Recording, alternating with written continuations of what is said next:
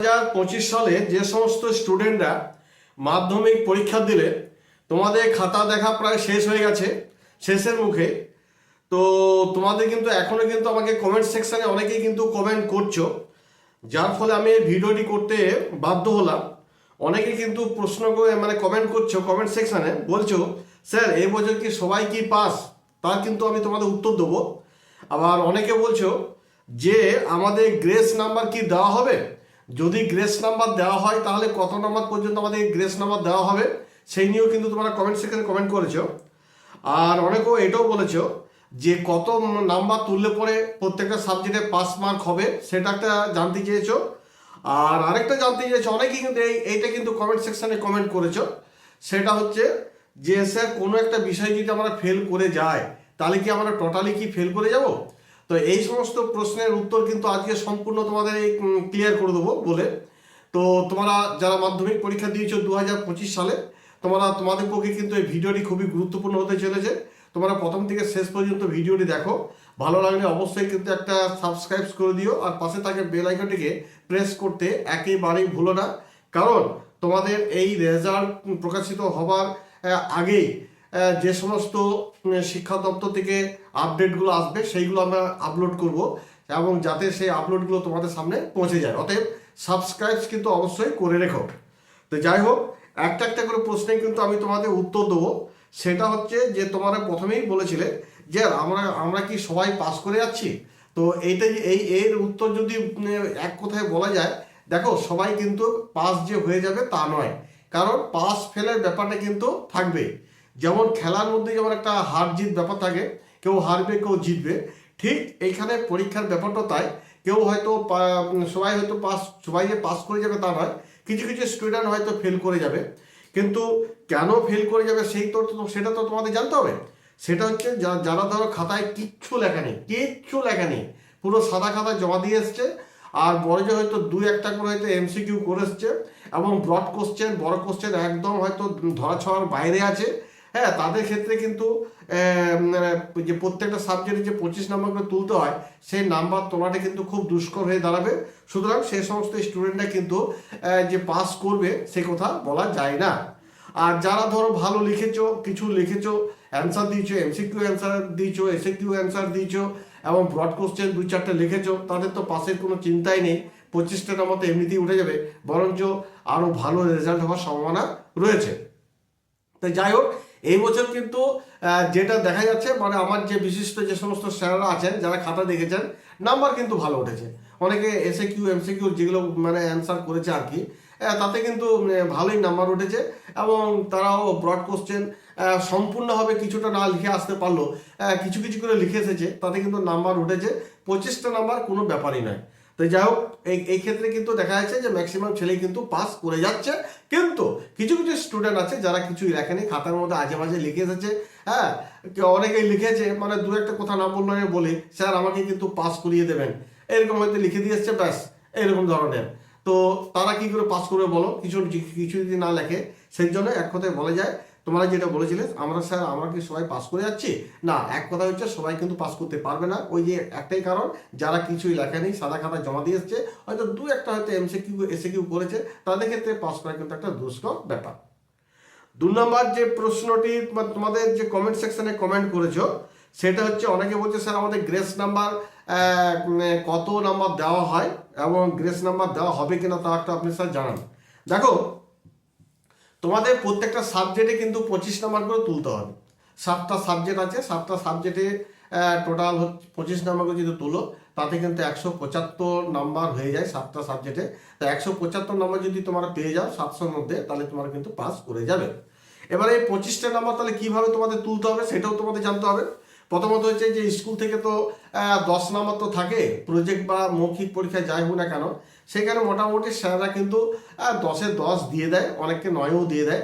তার কারণ হচ্ছে কি, যে প্রত্যেকটা স্কুলে চায় যে আমাদের স্কুলের ছেলেমেয়েরা যাতে ফেল না করে। অতএব ওনাদের হাতে কিন্তু স্কুল তরফ থেকে যে 10 নাম্বার থাকে, সেই 10 নাম্বার কিন্তু 10-এ 10 দিয়ে দেয়। তাহলে রিটিন পরীক্ষায় প্রত্যেকটা সাবজেক্টের তাহলে আরও 15 নাম্বার তুলতে হচ্ছে। অর্থাৎ প্রত্যেকটা সাবজেক্টে 10 নাম্বার করে তোমার হচ্ছে প্রজেক্ট বা মৌখিক পরীক্ষা, আর 90 নাম্বার করে প্রত্যেকটা সাবজেক্টে রিটিন পরীক্ষা আছে। তাহলে রিটিন পরীক্ষা তাহলে যদি স্কুল থেকে যদি 10-এ 10 পেয়ে যাও, তাহলে রিটিন পরীক্ষায় প্রত্যেকটা সাবজেক্টে তোমাদের তুলতে হচ্ছে 15 নাম্বার, তাহলে কিন্তু পাস করে যাবে। এবারে এই 15 নাম্বার তুলতে গিয়ে কেউ যদি 13 যদি পায় বা 12 পায়, এবার 13ই ধরলাম, তা 13 আর এদিকে স্কুল থেকে যদি 10 পায় 23, তাহলে 23, তাহলে এরকম দেখা যাচ্ছে কি 25 নাম্বার তুলতে গিয়ে 2 নাম্বার বা 3 নাম্বার শর্ট হচ্ছে, সেই ক্ষেত্রে কিন্তু অবশ্যই কিন্তু তোমাকে পাস করিয়ে দেওয়া হবে, কারণ যে 2-3 নাম্বার গ্রেস নাম্বার দেওয়া হয়। তবে একটা জিনিস কথা মনে হয়, তুমি শুধু এমসিকিউ উত্তর লিখে এসছো আর যে কটা তুমি করেছো সেই কোটি নাম্বার পেয়েছো, তাহলে কিন্তু সেখানে 2-3 নাম্বার পাওয়া কিন্তু মুশকিল ব্যাপার আছে। তোমার কিন্তু আরও 2-4টে ব্রড কোশ্চেনে অ্যান্সার লিখতে হবে, যেখানে হয়তো দেখা গেল যে যেখানে 2 পাওয়ার কথা তোমাকে হয়তো 1 দিয়েছে, যেখানে 3 পাওয়ার কথা তোমার হয়তো 2 দিয়েছে। তাহলে এই যে নাম্বার যদি 1-1.5 নাম্বার যদি বাড়াতে হয়, তাহলে তুমি যদি কিছু লিখে এসে থাকো, তাহলে সেই জায়গায় তোমাকে ওই যেগুলো নাম্বার বাড়িয়ে গ্রেস নাম্বার হিসেবে সেটাকে তোমাকে সেই সাবজেক্টে পাস করে দেওয়া হয়।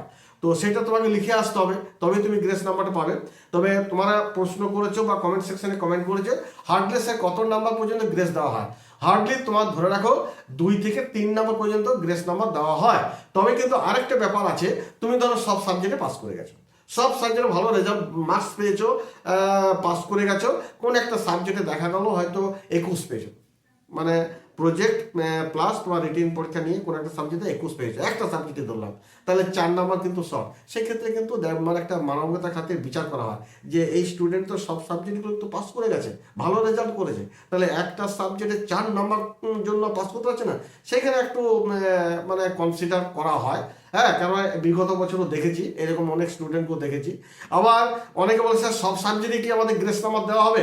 দেখো, আমরা অ্যাকচুয়ালি বলবো যে সব সাবজেক্টে কিন্তু গ্রেস নাম্বার দেওয়া হয় না, কিন্তু আমি ব্যক্তিগতভাবে আগের বছর কিন্তু একটা রেজাল্ট দেখেছিলাম, প্রত্যেকটা সাবজেক্টে 25 করে নাম্বার পেয়েছে, 7টা সাবজেক্টে 25 করে পেয়েছে, 175। তাহলে তোমরা কি বুঝতে পারছো বলো তো? সে নিশ্চয়ই ওই 22-23 করে নাম্বার পেয়েছে এবং গ্রেস নাম্বার দিয়ে কিন্তু তাকে পাস করানো হয়েছে। তা না হলে সে 25 করে পাই কি করে? তোমরা নিজেরাই চিন্তা করো, কোনোটা 26-27 তো হয়নি। তো আমার নিজের চোখে দেখা রেজাল্ট, সেই জন্য আমি বলবো যে প্রত্যেকটা সাবজেক্টে গ্রেস নাম্বার যদি ওই 1 নাম্বার করে হয়তো তোমার হয়তো কম হচ্ছে, সেক্ষেত্রে মনে হয় পাস করে দেয়, ওটা সম্ভব। কারণ আমি যেটা রেজাল্ট দেখেছি, মানে গত বছর যে রেজাল্ট দেখেছি, প্রত্যেকটা সাবজেক্টে একটা স্টুডেন্ট 25 করে পেয়েছিল। তো সেক্ষেত্রে বলবো প্রত্যেকটা সাবজেক্টে যদি 1-1.5 নাম্বার করে যদি শর্ট হয়, তাহলে কিন্তু সেখানে গ্রেস নাম্বার দেওয়া হয়। এবার তোমরা অনেকে যে কমেন্ট সেকশনে যেটা কমেন্ট করেছিল স্যার আমাদের কত হতে পাস, ওই তো আগেই বলে দিলাম যে 25 নম্বর করে তুলতে হবে, আর টোটাল 700 সাবজেক্টে 175 নম্বর তুললে পরে তোমার পাস করে যাবে। হ্যাঁ, লাস্ট যে কমেন্টটা আমি পড়েছিলাম সেটা হচ্ছে স্যার কোনো একটা সাবজেক্টে যদি ফেল করে যায় তাহলে কি ফেল? হ্যাঁ দেখো, তুমি প্রত্যেকটা সাবজেক্টে পাস করলে কোনো একটা সাবজেক্টে তো দেখা গেলো প্রজেক্ট প্লাস রিটেন পরীক্ষা নিয়ে তোমার দেখা গেলো 17 নাম্বার হচ্ছে বা 18 নাম্বার হচ্ছে, 25 নাম্বার হচ্ছে না, অত তো গ্রেস নাম্বার দেওয়া হয় না। সেই ক্ষেত্রে যদি কোনো একটা সাবজেক্টে যদি ফেল করে যাও তাহলে কিন্তু তুমি ফেল করে যাবে। তবে পরিশেষে লাস্ট তোমাদের যে কথাটা বলবো, এই বছর কিন্তু রেজাল্ট কিন্তু খুব ভালো হতে চলেছে, কারণ নাম্বার অনেকেই বেশি করে পেয়েছে নাম্বার এবং পাস মার্ক উঠে গেছে। হ্যাঁ, অনেক ম্যাক্সিমাম ছেলে, ওই তো বললাম 2-1টা ছেলে যারা কিছুই লেখেনি, সাদা খাতা জমা দিয়েছে, তারাই একমাত্র হয়তো পাস করতে পারবে না, নাকি লেকিন ম্যাক্সিমাম স্টুডেন্টকে আমরা দেখছি যে ভালো নাম্বার পেয়েছে এবং পাস করে গেছে। যাই হোক, এই বলে ভিডিওটি আপাতত এখানে শেষ করছি।